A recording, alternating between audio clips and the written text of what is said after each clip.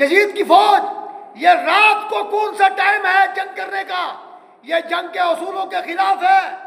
اگر آپ کو جنگ کرنی ہے تو صبح دیکھا جائے گا۔ 9 محرم کی یہ بات ہے، 9 محرم کی شام کی یہ بات ہے۔ تو مولا حسین علیہ السلام نے کیا کیا؟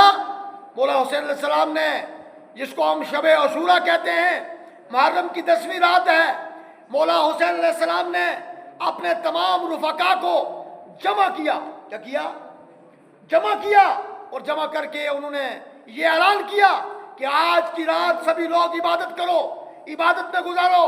کوئی قرآن کی تلاوت کر رہا ہے، کوئی ذکر کر رہا ہے، کوئی نمازیں پڑھ رہا ہے، کوئی نوافل ادا کر رہا ہے، اور سارے کے سارے اہل بیت کے گھرانے کے وہ ذکر میں شامل ہیں، تلاوتوں میں شامل ہیں، اور اللہ کا ذکر ہو رہا ہے، اللہ سے دعائیں ہو رہی ہیں۔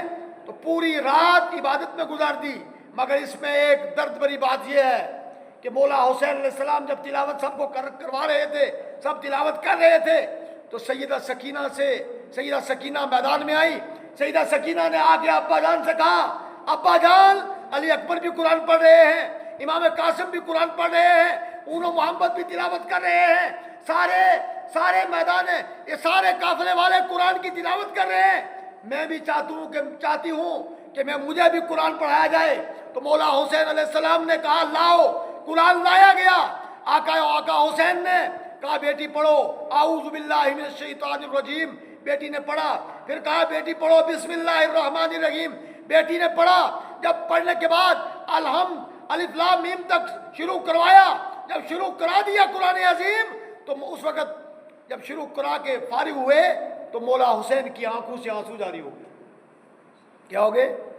مولا حسین علیہ السلام کی آنکھوں سے آنسو جاری ہو گئے، اور مولا حسین نے جب آنسو چلنے لگے ان کی آنکھوں سے، تو سیدہ سکینہ نے عرض کیا ابا جان آپ رو کیوں رہے ہو؟ اس کی وجہ کیا ہے؟